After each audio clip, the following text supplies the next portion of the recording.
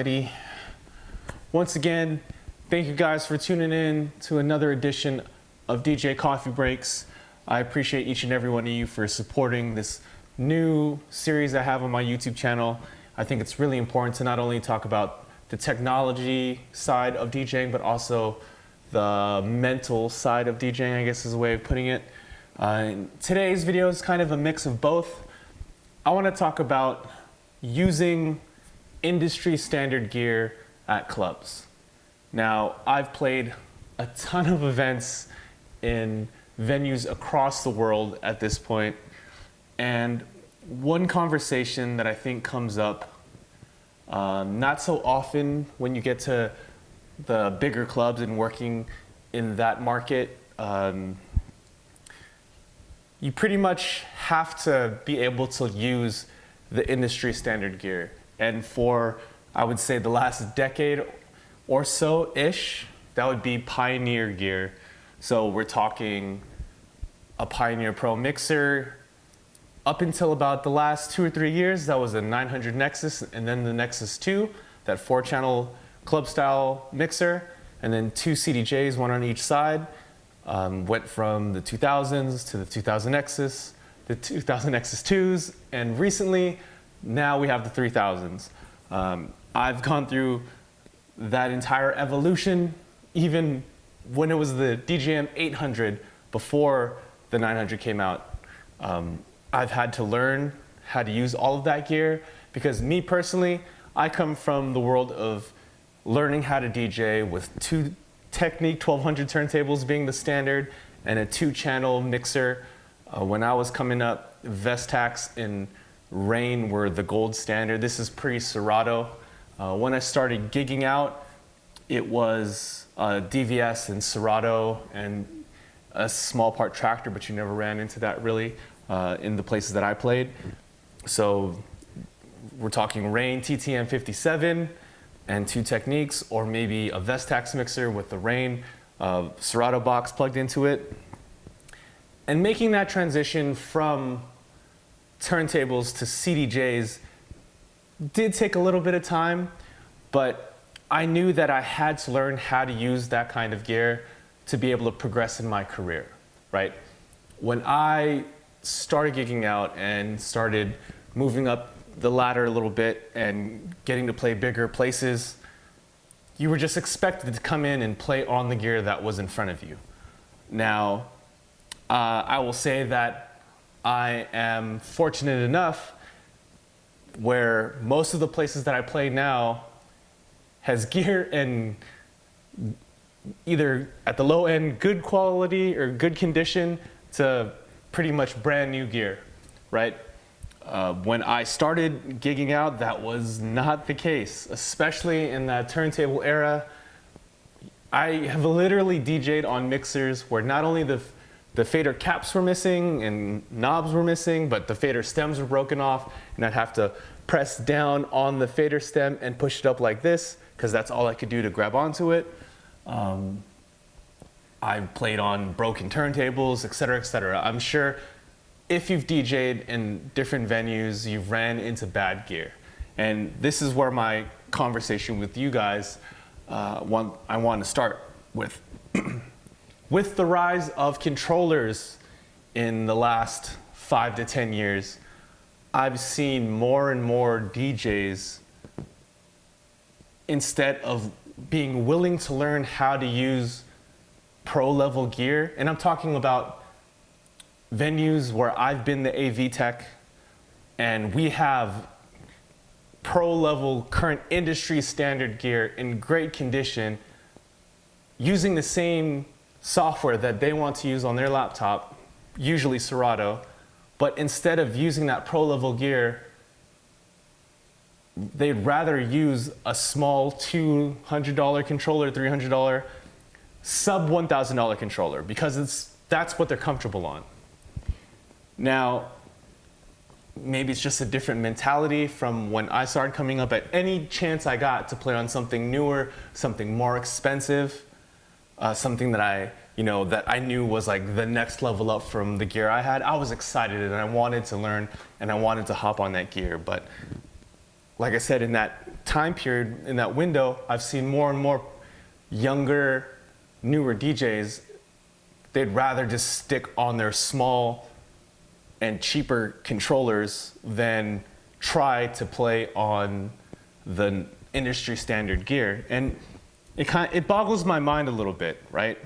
Because when you break down DJing, and this is what I tell seasoned DJs, new DJs, when you break down DJing, at some point the gear really doesn't matter because, for the most part, right, you have 2 decks, a mixer section that usually has a 3-band EQ, maybe it has, you know, a high pass, low pass filter.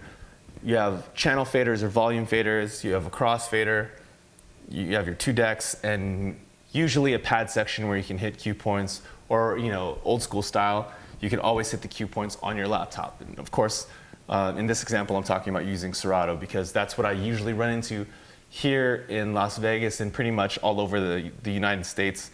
A lot of DJs are on Serato, or have been on Serato, right?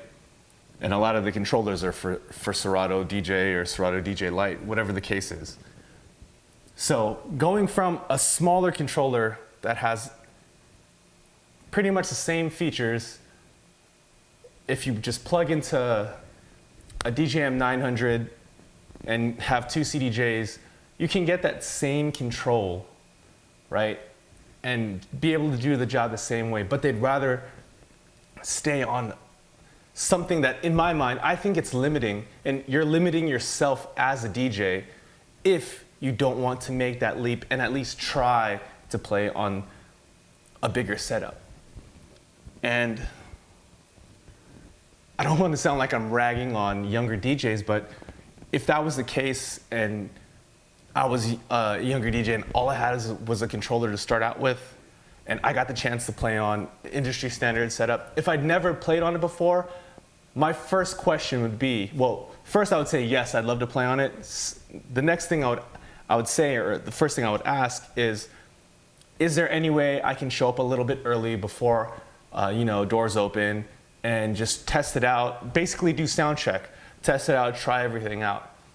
You know, as a responsible DJ, I would still bring my controller probably if I'd never played on, you know, CDJs and a pro mixer before, just in case things didn't work out, I know that I can still play.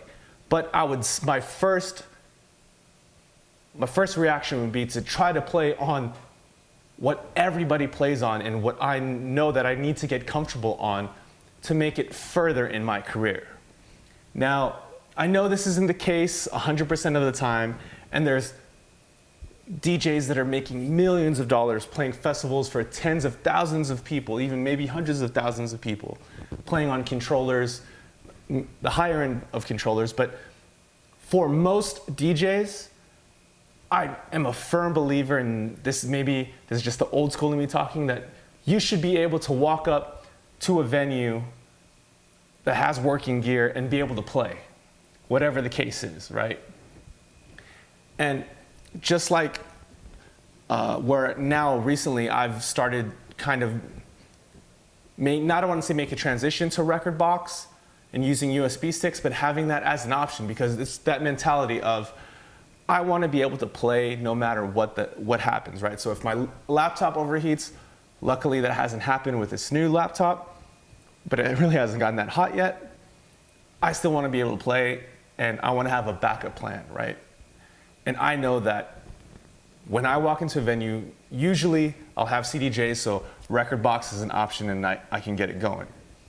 That same kind of mentality where as a DJ, if you're taking this serious as your job, as your profession, you should be able to just walk in, if the venue has industry standard equipment, plug in and do your job. Because not only does it show that you're a beginner DJ, or you're a younger DJ if you roll up with a controller, you're also making it so much harder for the AV person, the manager, the bar manager, or the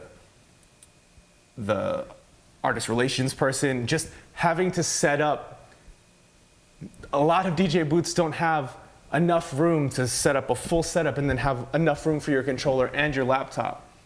And one of the worst things, in a super pet peeve, is when someone will put a controller on top of perfectly good industry standard gear and not even have the decency and respect to put like foam padding under it or something like that.